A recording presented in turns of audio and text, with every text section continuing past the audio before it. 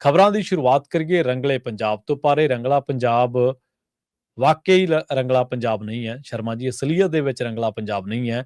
ਇਹ ਲਹੂ ਦੇ ਰੰਗ ਦੇ ਵਿੱਚ ਰੰਗਿਆ ਹੋਇਆ ਰੰਗਲਾ ਪੰਜਾਬ ਹੈ ਜੀ। ਕੱਲ ਅਰਵਿੰਦ ਕੇਜਰੀਵਾਲ ਜੀ ਉਦਘਾਟਨ ਕਰ ਰਹੇ ਸੀ ਪੰਜਾਬ ਦੇ ਵਿੱਚ ਯੁੱਧ ਨਸ਼ਿਆਂ ਵਿਰੁੱਧ ਦੂਜੇ ਗੇੜ ਦਾ ਜੀ। ਦੂਜੇ ਗੇੜ ਦਾ ਉਦਘਾਟਨ ਕਰਨ ਲੱਗਿਆਂ ਉਹਨਾਂ ਨੇ ਥਾਂ ਚੁਣੀ ਲਵਲੀ ਯੂਨੀਵਰਸਿਟੀ। ਪਹਿਲਾ ਸਵਾਲ ਤਾਂ ਇਹ ਹੈ ਕਿ ਜੀ ਲਵਲੀ ਯੂਨੀਵਰਸਿਟੀ ਕਾਰਪੋਰੇਟ ਘਰਾਣਾ ਹੈ ਤੇ ਤੁਹਾਡੇ ਰਾਜ ਸਭਾ ਦੇ ਮੈਂਬਰ ਦੀ ਮਲਕੀਅਤ ਹੈ। ਤੁਹਾਨੂੰ ਪੰਜਾਬ ਦਾ ਸੈਂਟਰ ਪੁਆਇੰਟ ਹੁਣ ਲਵਲੀ ਯੂਨੀਵਰਸਿਟੀ ਦਿਖਦਾ। ਸਹੀ ਗੱਲ, ਬਿਲਕੁਲ। ਕੀ ਕੋਈ ਇੱਥੋਂ ਹੀ ਇਨਕੁਆਇਰੀ ਸ਼ੁਰੂ ਹੋ ਸਕਦੀ ਹੈ ਕਿ ਲਵਲੀ ਯੂਨੀਵਰਸਿਟੀ 'ਚ ਹੋਏ ਫੰਕਸ਼ਨ ਦਾ ਖਰਚਾ ਯੂਨੀਵਰਸਿਟੀ ਨੇ ਚੱਕਿਆ ਤੇ ਸਰਕਾਰੀ ਕਾਗਜ਼ਾਂ 'ਚ ਵੀ ਕੋਈ ਖਰਚਾ ਤਾਂ ਨਹੀਂ ਪਿਆ? ਕਿਤੇ ਇਹ ਤਾਂ ਨਹੀਂਗਾ ਕਿ ਪ੍ਰੋਗਰਾਮ ਬਾਹਰੋਂ ਬਾਹਰ ਕਰਵਾਈ ਜਾਓ ਤੇ ਖਰਚੇ ਸਰਕਾਰੀ ਖਾਤਿਆਂ 'ਚ ਪਾਈ ਜਾਓ।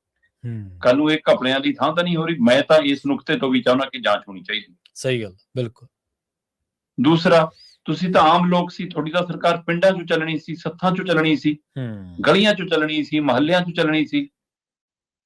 ਤੁਸੀਂ ਉਹੀ ਸਟੇਜਾਂ ਕਿਉਂ ਚੁਣ ਰਹੇ ਹੋ ਜਿੱਥੇ ਪੰਜਾਬ ਦੇ ਆਮ ਨਾਗਰਿਕ ਨੂੰ ਵੜਨ ਤੋਂ ਵੀ ਪਹਿਲਾਂ ਗੇਟ ਤੇ 3 ਵਾਰ ਚੈੱਕ ਕਰਦੇ? ਸਹੀ ਗੱਲ। ਉਹ ਥਾਂ ਕਿਉਂ ਚੁਣੀ? ਫਿਰ ਦੂਜਾ ਗੇੜ ਕਿਸੇ ਵੀ ਚੀਜ਼ ਦਾ ਤਦ ਸ਼ੁਰੂ ਹੁੰਦਾ ਜਦੋਂ ਪਹਿਲਾ ਗੇੜ ਪੂਰਾ ਕਰ ਲਿਆ ਹੋਵੇ ਔਰ ਪਹਿਲੇ ਗੇੜ 'ਚ ਸਫਲਤਾ ਹਾਸਲ ਹੋ ਗਈ ਹੋਵੇ। ਤੁਸੀਂ ਯੁੱਧ ਨਸ਼ਿਆਂ ਵਿਰੁੱਧ ਦਾ ਦੂਜਾ ਗੇੜ ਸ਼ੁਰੂ ਕਰ ਰਹੇ ਹੋ। ਕੀ ਪੰਜਾਬ 'ਚ ਯੁੱਧ ਨਸ਼ਿਆਂ ਵਿਰੁੱਧ ਦਾ ਪਹਿਲਾ ਗੇੜ ਜਿੱਤ ਲਿਆ ਤੁਸੀਂ? ਕਹਿੰਦੇ ਜੀ ਕੇਜਰੀਵਾਲ ਜੀ ਸੰਬੋਧਨ ਕਰਦੇ ਕਹਿ ਰਹੇ ਸੀ ਜੀ ਕਿ ਗੁਜਰਾਤ 'ਚ ਵੀ ਨਸ਼ਾ ਹੈ, ਦਿੱਲੀ 'ਚ ਵੀ ਹੈ, ਹਰਿਆਣੇ 'ਚ ਵੀ ਹੈ, ਪੰਜਾਬ ਤਾਂ ਬਦਨਾਮ ਕੀਤਾ। ਬਾਕੀ ਥਾਵਾਂ ਤੇ ਵੀ ਇੱਥੇ ਉੱਥੋਂ ਦਾ ਮੁੱਕਿਆ ਨਹੀਂ ਸਰਕਾਰਾਂ ਨੂੰ। ਦੇਖ ਲਓ ਅਸੀਂ ਕਿੰਨਾ ਕੁਛ ਕਰਤਾ। ਜੀ ਜੀ। ਤੁਸੀਂ ਕਹਿੰਦੇ ਹੋ ਅਸੀਂ 84,000 ਬੰਦਾ ਫੜੀ ਬੈਠੇ ਆ, 12,000 ਸਾਡੇ ਪਿੰਡ ਨੇ ਤੇ ਇੱਥੋਂ ਹਿਸਾਬ ਲਾ ਲਓ ਫਿਰ ਤਾਂ ਸਾਰੇ ਪਿੰਡੇ ਸਾਰਾ ਪੰਜਾਬ ਹੀ ਤਸਕਰਾਂ ਦਾ ਪਿੰਡ ਪੰਜਾਬ ਹੈ। ਸਹੀ ਗੱਲ। ਤੇ ਉਹ 84,000 ਰੱਖਿਆ ਕਿੱਥੇ? ਜੇਲ੍ਹਾਂ ਦੀ ਕਪੈਸਿਟੀ ਹੈਗੀ ਹੈ। ਫਿਰ ਇੱਕ ਪਾਸੇ ਤੁਸੀਂ ਦਰੁਸਤ ਮਾੜਾ ਜਿਹਾ ਹੋ ਗਏ, ਨਹੀਂ ਤਾਂ ਖਲਾਰਾ ਪਾ ਲਿਆ ਸੀ ਤੁਸੀਂ ਤਾਂ ਇਹਨਾਂ ਨੂੰ ਮਤਲਬ ਸੂਰਮਿਆਂ ਦਾ ਨਾਂ ਦੇ ਰਹੇ ਸੀ। ਸਹੀ ਗੱਲ। ਇਹਨਾਂ ਨੇ ਟੈਗਲਾਈਨ ਬਣਾਉਣੀਆਂ ਸੀ ਕਿ ਜਿਹੜੇ ਨਸ਼ੇ ਛੱਡ ਕੇ ਆਉਣਗੇ ਉਹਨਾਂ ਨੂੰ ਸੂਰਮਿਆਂ ਦਾ ਨਾਂ ਦੇਣਾ।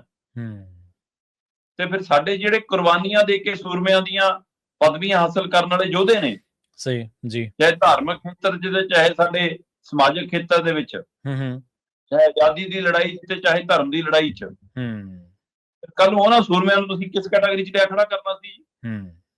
ਇਹ ਪਰਿਭਾਸ਼ਾ ਬਦਲਣ ਦੀ ਪ੍ਰਕਿਰਿਆ ਕਿੱਥੋਂ ਆਉਂਦਾ ਇਹ ਦਿਮਾਗ? ਜੀ, ਕੌਣ ਸਲਾਹਾਂ ਦਿੰਦਾ ਇਹ ਜਿਹੀਆਂ ਕਿਹੋ ਜਿਹੇ ਸ਼ਬਦ ਦੀ ਚੋਣ ਕਰਨ ਨੂੰ ਬਾਅਦ 'ਚ ਉਹਨੂੰ ਪਿੱਛੇ ਹਟਣਾ ਪੈਂਦਾ? ਫਿਰ ਮਤਲਬ ਆਉਣ ਵਾਲੇ ਸਮੇਂ ਜਦੋਂ ਇਤਿਹਾਸ ਪੜ੍ਹਿਆ ਜਾ ਕਰੇ ਤਾਂ ਹੁੰਦਾ ਜੀ ਕਿ ਸੂਰਮੇ ਉਹ ਹੁੰਦੇ ਹਨ ਜਿਹੜੇ ਨਸ਼ਾ ਛੱਡ ਦਿੰਦੇ ਹਨ।